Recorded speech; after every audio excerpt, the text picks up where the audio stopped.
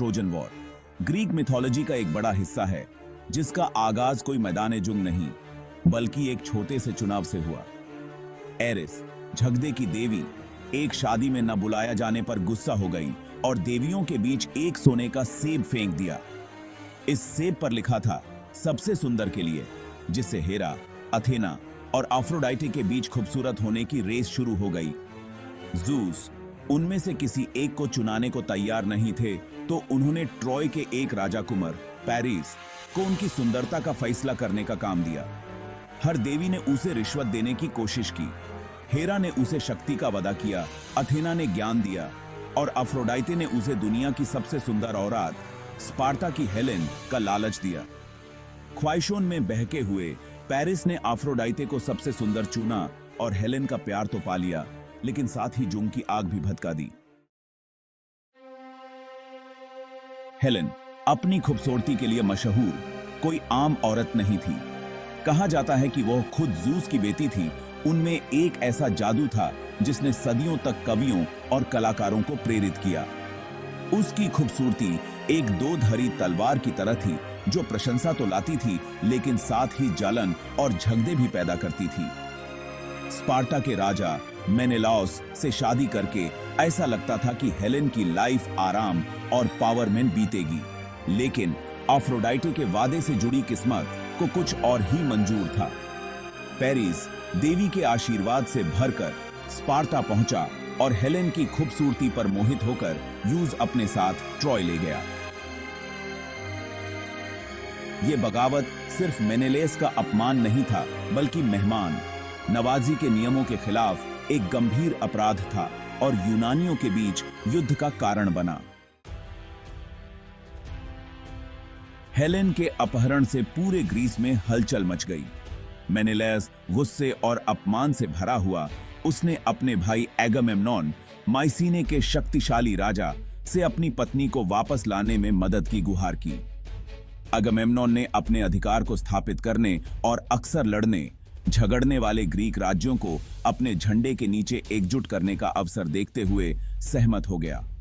देश भर में संदेशवाहक भेजे गए, जिसमें ग्रीस के सबसे बड़े वीरों को इस कारण में शामिल होने के लिए बुलाया गया। अकिलीज, तेज और घातक योद्धा जो महिमा की भविष्यवाणी से प्रेरित था। ओडिसियस, इथका का चालाक राजा, अपने रणनीतिक दिमाग के लिए जाना जाता है। और आजैक्स, महान अपार ताकत का एक दुर्जेय योद्धा। सभी ने आह्वान को स्वीकार किया।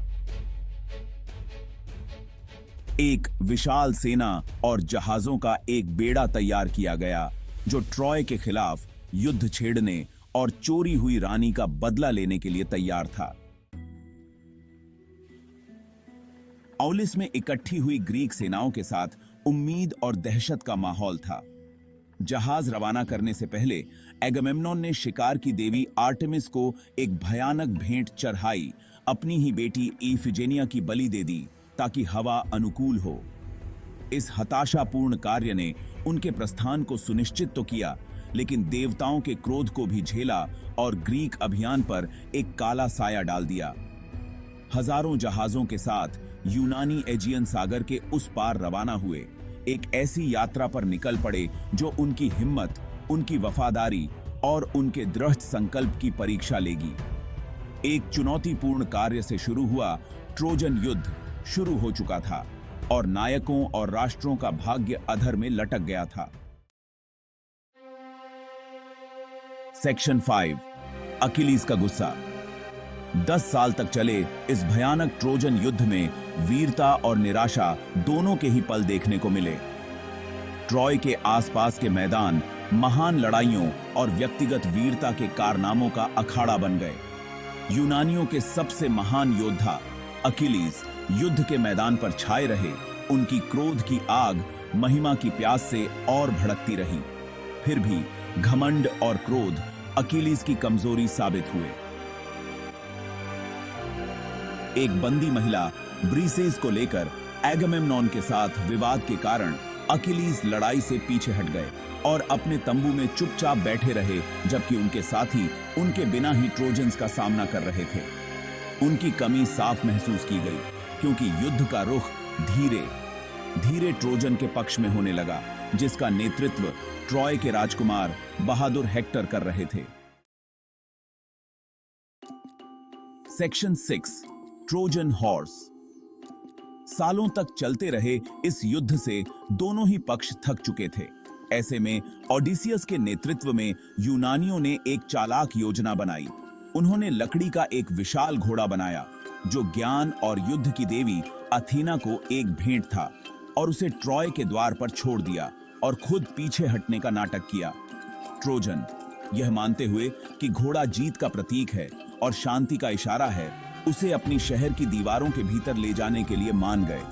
उन्हें क्या पता था कि घोड़े के खोखले पेट में यूनानी योद्धाओं का एक चुना हुआ समूह छिपा हुआ है, जिसका नेतृत्व खुद ओडिसियस कर रहे हैं। जैसे ही रात हुई और ट्रोजन ने अपनी कथित जीत का जश्न मनाया, जाल फंस गया। सेक्शन 7 ट्रॉय का पतन। रात के अंधेरे में ट्रोजन हॉर्स के भीतर छिपे हुए यूनानी योद्धा बाहर निकल आए। चुपके से अपने साथियों के लिए शहर के द्वार खोल दिए, जो चुपके से रात के अंधेरे में वापस आ गए थे। बेखबर ट्रोजन्स, जो कि पूरी तरह से बेफिक्र थे, पूरी तरह से अचानक फंस गए। इसके बाद जो हुआ वह अराजकता और नरसंहार का दृश्य था। यूनानी सालों की हताशा और बदला लेने की प्यास से भरे हुए शहर में घुस गए, अपने पीछे विनाश का एक निशान छोड़ते हुए। ट्रॉय, जिसे कभी अभेद्य माना जाता था, एक ही रात में गिर गया। उसकी सड़कों पर उसके रक्षकों का खून ही खून बिखरा हुआ था। सेक्शन 8 अंजम। ट्रॉय के पतन ने एक दशक तक चले युद्ध के अंत का प्रतीक था, लेकिन खून खराबे का अंत नहीं। यूनानी विजयी लेकिन प्रतिशोधी पराजित ट्रोजन्स के प्रति थोड़ी दया दिखाई। शहर को लूटा गया और जला दिया गया, उसके खजाने लूट लिए गए, उसके पुरुषों को तलवार के घाट उतार दिया गया और उसकी महिलाओं और बच्चों को गुलाम बना लिया गया। जीत में भी यूनानियों को त्रासदी से नहीं बख्शा गया। अगमेम्नोन घर लौटा तो उसे अपना राज्य उथल पुथल में मिला। उसकी पत्नी क्लाइटेमनेस्ट्रा अपनी बेटी के बलिदान पर दुख और क्रोध से भरी हुई ने एक प्रेमी बना लिया था और उसके खिलाफ षड्यंत्र रचा था। अगमेम्नोन का अंत भयानक हुआ। उसकी हत्या उसकी ही पत्नी ने उसके ही महल में कर दी। सेक्शन 9 ट्रोजन वॉर की वायरसेट। हालांकि कल्पित कथाओं और किंवदंतियों पर आधारित होने के बावजूद ट्रोजन वॉर का पश्चिमी संस्कृति और कल्पना पर गहरा और स्थायी प्रभाव पड़ा है। पीढ़ी दर पीढ़ी चली आ रही युद्ध की कहानी ने कला, साहित्य और नाटक की अनगिनत रचनाओं को प्रेरित किया है। होमर की महाकाव्य कविताएं इलियड और ओडिसी कालातीत कृतियां हैं, जो वीरता, त्रासदी और युद्ध की मानवीय कीमत को दर्शाती हैं। महान हेक्टर से लेकर दुखद अकिलीज तक ट्रोजन युद्ध के पात्र आदर्श बन गए हैं। उनकी कहानियां सदियों से दर्शकों के साथ गुंजायमान हैं। सेक्शन 10 ट्रॉय से सीख। हालांकि ट्रोजन युद्ध एक पुराने जमाने की कहानी है, लेकिन यह युद्ध की प्रकृति, शक्ति के आकर्षण और मानव आत्मा की स्थायी ताकत के बारे में कालातीत सबक देती है। यह हमें याद दिलाता है कि सबसे शानदार जीत भी एक भयानक कीमत पर मिल सकती है, और बदला, जबकि लुभावना होता है, अंततः आत्म विनाशकारी हो सकता है। ट्रोजन हॉर्स की कहानी धोखे के खतरों और सतर्कता के महत्व के बारे में एक सावधान करने वाली कहानी के रूप में काम करती है। यह हमें याद दिलाता है कि दिखावे धोखा दे सकते हैं, और यदि आत्मसंतोष हावी हो जाए तो सबसे दुर्जेय बचाव को भी तोड़ा जा सकता है। ट्रोजन युद्ध की विरासत आज भी गुंजायमान है, जो हमें कल्पित कथा की स्थायी शक्ति और मानवीय स्थिति को रोशन करने की क्षमता की याद दिलाती है।